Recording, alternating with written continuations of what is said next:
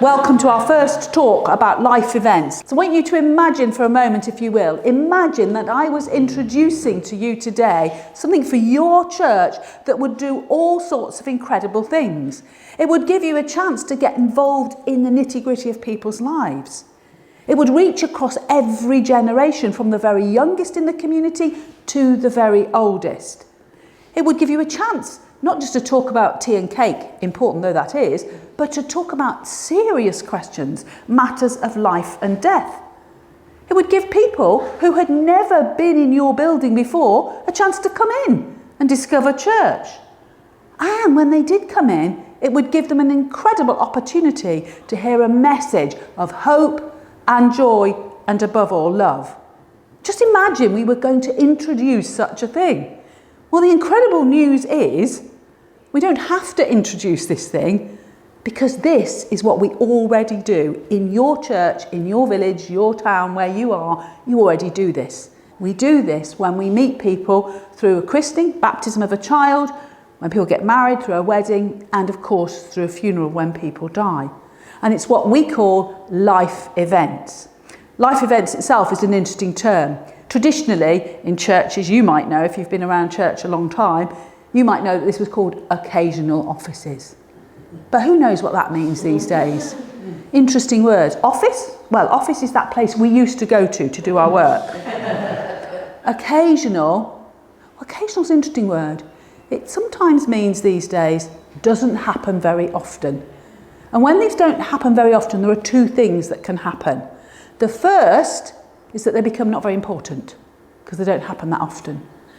And to some extent, that's what's happened with our occasional offices in the church. Don't happen so much, put them out of the way. But on the other hand, if something doesn't happen very often, it becomes massively important, especially when it only happens perhaps once or twice in a lifetime. That's why they call it occasion wear. When you're going to go and get your special outfit, those who listen will know what we're saying here. When you get your special outfit, it's called occasion wear, and you buy something for a particular occasion. In the lives of those whom we meet, this is one of those moments. When a child arrives in a family, when a couple decide to get married and start a life together, and when someone we care about dies. These are important moments. So that's why we think this work is important. And doing this work is actually not just because the church in Wales thinks that's a good thing to do. It's rooted deeply in the gospel. And it's rooted in two things, the things that I call seeds and needs. The seeds is one of the many agricultural stories that Jesus told. You may recall that Jesus often talked about farming things, and one of the most well-known parables is the parable of the sower. An amazing thing about the parable of the sower is not so much the fact that the seed fell on different soils, not so much the fact that some grew and some failed, but the fact that the sower, who may to some extent represent to us God, just keeps on sowing the seed. God is a generous God, and the good news is we will never run out of the good news of the gospel. We cannot overtell it to people. We cannot tell it too often. But also this work is rooted in the fact that Jesus went around and met real needs in real people's lives. He was there with children and families. He was there at a wedding. And of course, he was there when life fell apart for people, especially when people died. Jesus is present in those situations. And not just present, but he's engaged. He gets involved. He talks to people and changes the situation. He transforms it from one of rejection to one of acceptance, from sadness to joy, from despair to hope, from death to life. And here's the amazing thing. We have no idea what happened next in most of those stories. We simply don't know what people did. We just know that Jesus got involved in their lives. And I like to think that down the years, people had stories to tell about that day. Imagine those children and their mums who were there when those grumpy disciples stepped in and said, "Oh, terribly sorry, this is an important man. You can't come very close to him because he's so special. You children are better stay right over here. And Jesus says, no, let the children come to me. We don't know what happened next. We don't know if they went to Sunday school. We don't know if they gave their lives to Jesus. We don't know. But I do like to imagine them gathered around the fire down the years saying, do you remember that incredible day when that happened to us and we were made to feel so special? We've always remembered that. We've never forgotten. That's what really matters. That's rooted in the gospel. This work is also rooted in a couple of other things. It's rooted in who we are as a church, as the people of God in our communities, the way in which we think about contributing, supporting family life, which so often these days is dispersed and fragmented. But we're there, often over many years, in our communities. We do things that contribute to what we call the common good, the sense of well-being, to family life across the ages, across the different stages.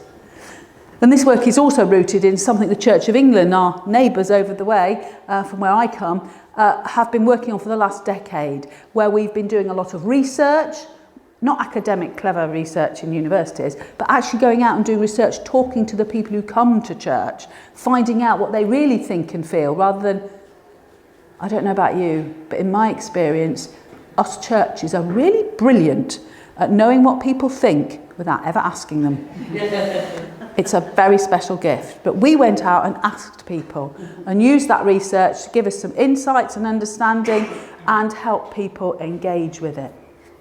Engaging is a really important word because we meet a lot of people through these big life moments, and we talk about them as warm contacts. And by a warm contact, we mean somebody who of their own free choice has chosen to get in touch. Nobody has made anybody these days ring up and say, can I book a wedding? They don't have to choose us at all. So how exciting. Every time someone is contacting a church to say a wedding, to talk about a christening, perhaps a funeral director asks us to be involved with a funeral, inside we should be going, yay! An opportunity to meet someone we haven't met before. And at each event, there are some people who we actually get to talk to. And by talking to them, I don't mean we get to say, oh, you know, hello, is it a nice day? It's sunny today, isn't it? No, I mean, we actually get to talk to them, often for an hour, 2 hours, more than that, sometimes over quite a long period of time. And you can see on the figures you'll see here that for weddings, at every wedding, we get to talk to at least 2 people. I say at least 2 because some of us know that the person you get to talk to might actually be mum of the bride who lives next door to you, granny of the bride who lives next door to you, granddad of the groom, whoever it is, you get to talk to other people as well involved with the wedding.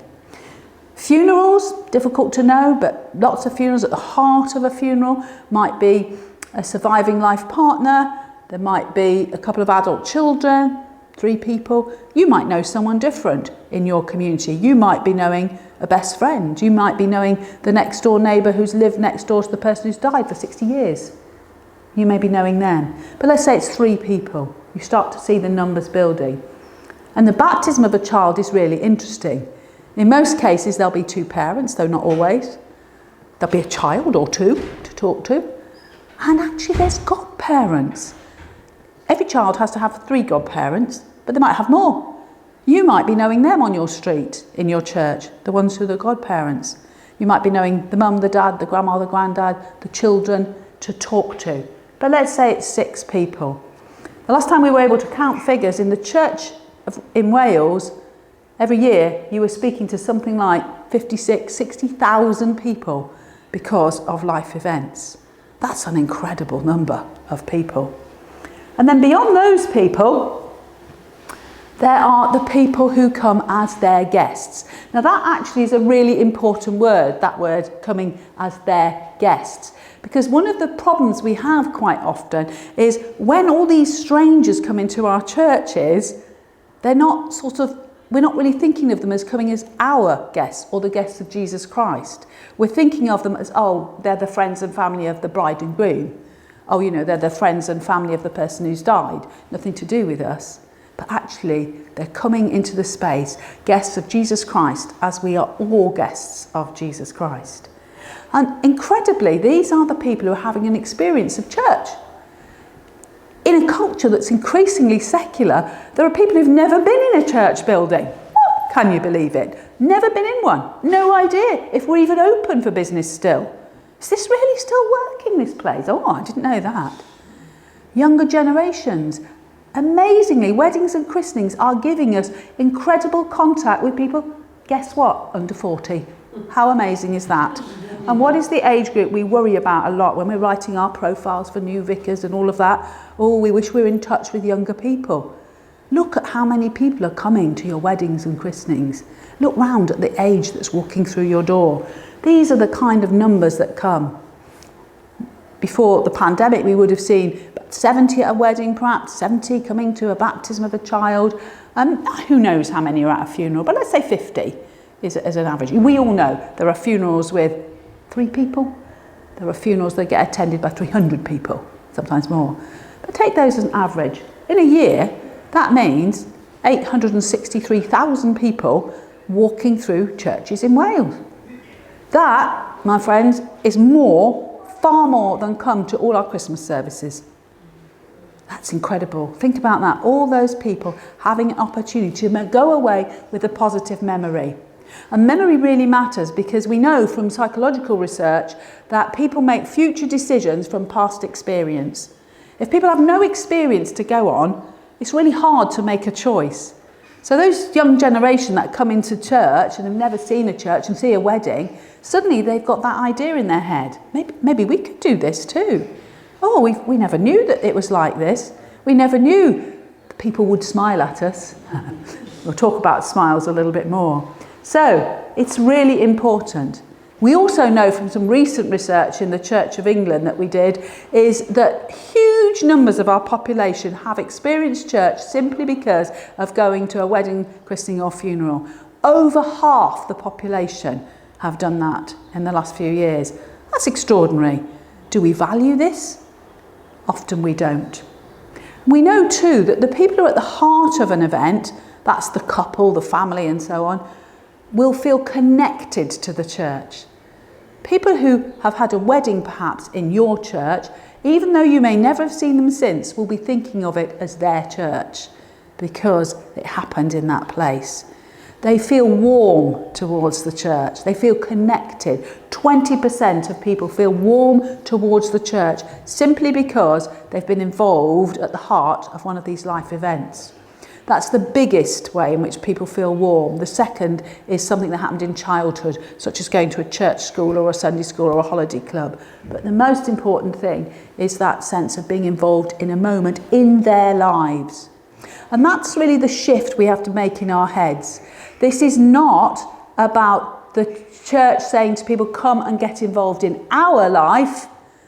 This is an incredible moment when we step out and get involved in people's lives, the things that matter to them. The other thing that we pick up on is the fact that people have an expectation about church. Now, I hesitate to use the word expectation because we can all get a bit nervous and think it puts pressure on us. Oh no, they expect me to do something.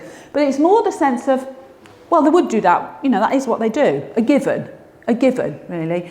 And what we discovered was 2/3 of people absolutely assume that's what the church does, particularly around bereavement and death. Well, that is what the church would do. We expect them to be there for us, you know. And actually, if we add on those who mostly think they will, we get to 90+%. Very few people think the church won't be there for them around times of life and death. But of course, against that, we're living in a changing culture. All of that is good. But we're living in a difficult world. We all know that. There's a lot of choice around. People have to decide whether they want to come to this church, that church, or any church at all. However, they still want, we've learned that recently, to gather together, to celebrate, to have a sense of belonging.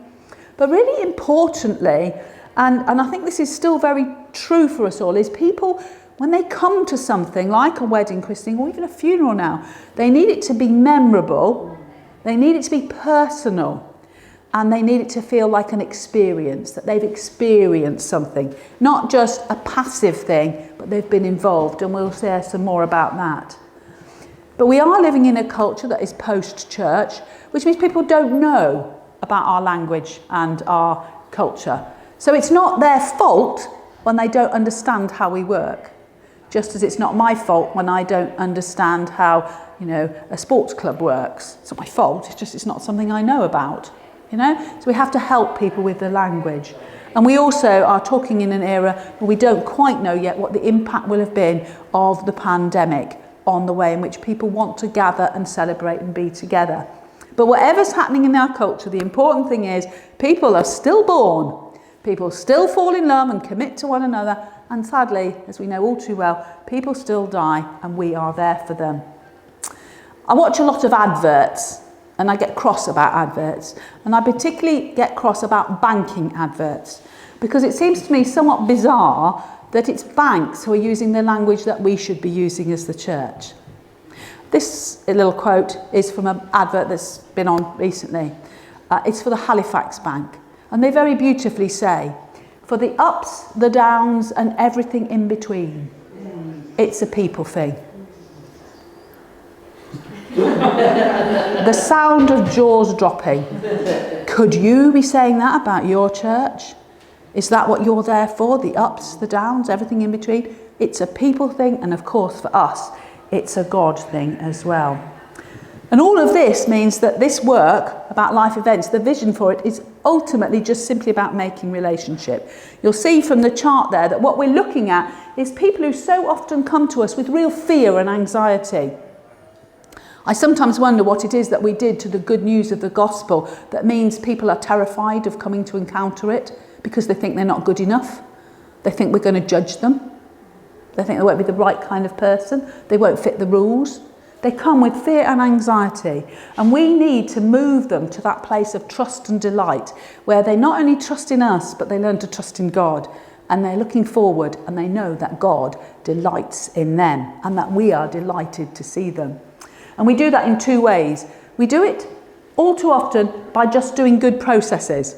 And that's important because we have to deliver what we promise to deliver. But if all we ever do to people is to say, here's a form to fill in, then they might feel reassured that we're going to do a good job, but we don't build relationship.